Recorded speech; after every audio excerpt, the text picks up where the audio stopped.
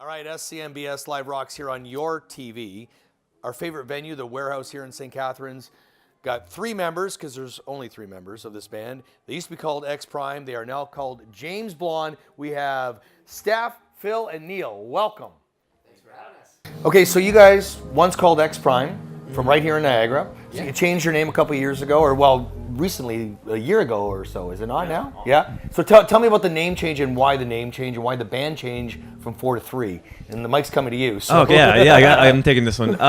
We kind of dropped down to we slimmed ourselves down a little bit, did some exercise, and what ended up happening was we just felt it was the best time because the dynamic change with the band to kind of rebrand ourselves a little and a fresh start, and we're kind of going into a little bit of a new sound as well, something a little bit more natural to what we kind of listen to, and with that we had a feeling we were going to switch the name, and then we were in the studio and just throwing some names around, and then James Blonde came out. How come James Blonde? Where did it come from? It really was just, we were brainstorming, like we know we want something new, and then we were brainstorming with our producer, and then that came out. We're like, wow, that's got a lot of intrigue. It's really cool, and we're like, okay, you know what? Let's put it aside. Let's think of some others, and nothing was as good as that. So we just kind of stuck with it, and we're loving it. You guys mentioned about being more natural with a 3-piece.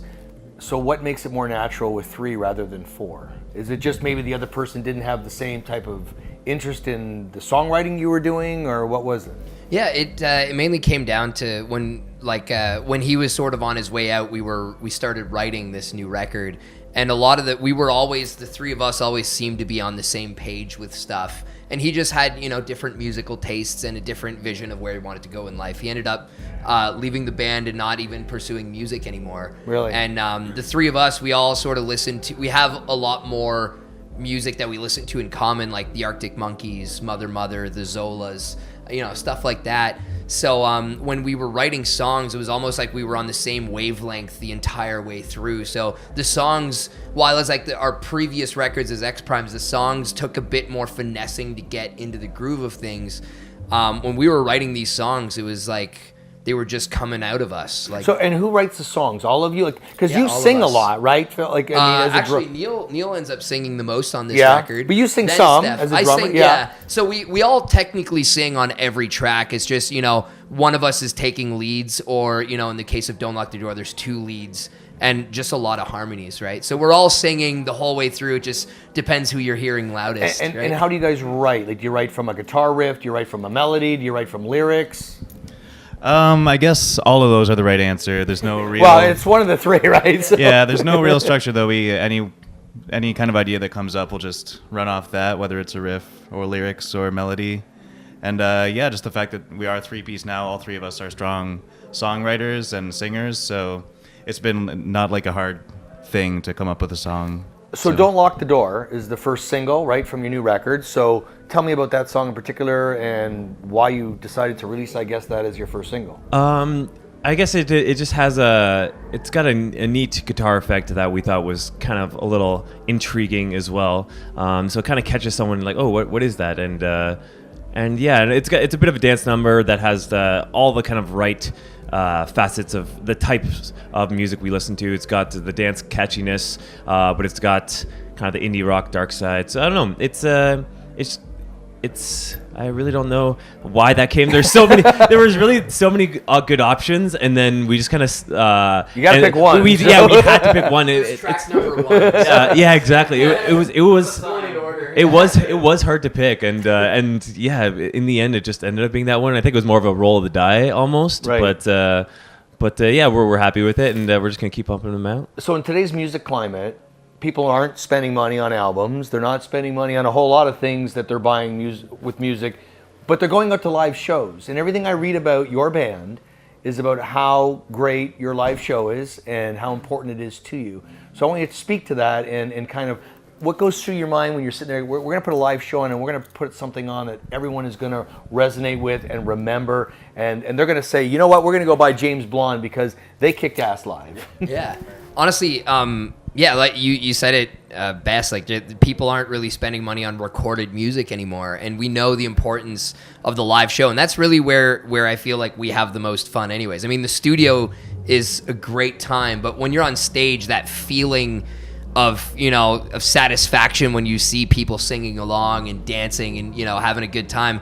There's nothing better than that. And we basically, every time we play a show, we just want to we want to have as much fun as the audience, and we want the audience to have as much fun as us. So we just we bring our A game, we have fun doing it. We'll plan some little parts of the show out, and then a lot of it just ends up being heat of the moment, which I think is something nice and genuine. There's so many big arena acts. It's all thought out and pre-planned. Right, yeah. And, we'll have little moments that are planned out. But for the most part, we have fun with it. And, I think that translates and people have fun with it too. So, if people torrent or stream our music and, Spotify gives us a fraction of a penny for them listening to our music, that's fine, as long as they want to come out and enjoy the real show, because that's where the real fun's at, As an indie band, it takes a team to put things together. You have a manager, Michael Greggs, right, from Been There, Done That. Yeah. Eric Alper from thaterikalper.com, and he's your PR guy. So how important is it to have a good team around you to get your music out there, to get your videos out there, to get you on some bigger stages and to play with some bigger acts? Compared to maybe just doing it with the three of you. Yeah. So, the benefit of being in a band is that you now have three people with strengths to build upon, but, you can't do everything. I'm a drummer and I can book shows, and Steph is a guitarist and he can do video editing and graphic design, but none of us know how to do PR work, right? And as opposed to trying to do something to the best of your abilities, which is ultimately not great, it's better to have people around you that specialize in that and that can really, bring you to where you need to be in those fields, right? Like Michael Greggs has been in the industry. Our manager has been in the industry a long time. He was the agent for David Bowie, the Tragically Hip. Right. And so working with us, he's able to bring us the expertise that he's kind of honed over the years, and stuff that we, would take us 40 years to learn, but he's been there and done that. Entertainment. Been there, done that. There you go, Michael. Plug away. Final question. So everybody talks about the challenges in the music business today and how difficult it is. What are some of the opportunities for bands like yourself out there to make a career and a living out of playing music? Whether it be live music, whether it be recorded music. Yeah. Give the mic back. The questions is the most challenging. Yeah. So interviews are really challenging. This is really hard. You have to sit here and talk. Yeah, and, I know. It's the whole mess. Actually, I find that the biggest... Sorry. The opportunities I'm looking like, opportunities, for bands like yourself out there. There's a lot of stuff. Every time you see a movie, a TV show, a commercial, there's music and all of that. And a lot of times it's coming from bands that aren't necessarily, top 40. Even now, you see a big shift with commercials. It's always, alternative and indie rock that seems to be the trend now. Yeah. So, that's encouraging to bands like us. Def Leppard is not in a lot of car commercials these days. Exactly. I get it. But, the Strumbellas and Hollerado and bands like this are being played on commercials. And that I think is really encouraging for indie bands to know, okay, well, we're writing music that is liked by enough people that, TV shows and movies and people are including it into their work. So music is no longer just about, you go out and buy the record, but now you hear it and you discover it in, again, in TV shows and stuff. The Olympics, I'm sure, are going to have lots of songs, playing between stuff and hockey from games. Indie bands, people nobody knows. Exactly. So there's a lot of opportunities there, and that's it's good money for musicians that are losing out on album sales now that Spotify and places like that are bigger. But on the other hand, Spotify brings opportunities that no one had before, right? You listen, let's say ZZ Top's your favorite band, and you're listening to ZZ Top, and you're like, well, where can I find something else like this? And there's 500 to 500 indie bands up and coming that are writing songs that you would love.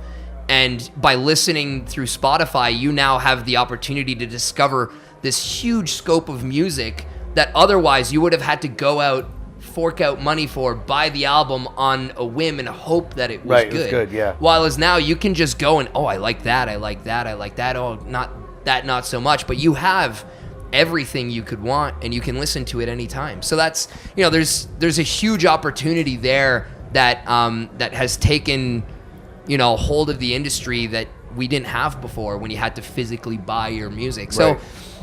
Yeah, I mean, the industry's changing, and all we can do is adapt and hope for the best. Well, I'll tell you, you guys are a great band. I haven't seen you live. I am tonight, but but the videos that are out there, from the cover stuff to the originals that you guys do, you guys really do a great job of it. The place is going to be packed. We're going to have a great time. James Blonde, make sure you check him out. What's your website? JamesBlonde.ca. Blonde with an E at the end, because we're effeminate.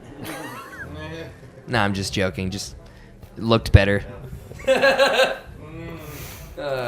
We can edit that out. Yeah, it'll be edited.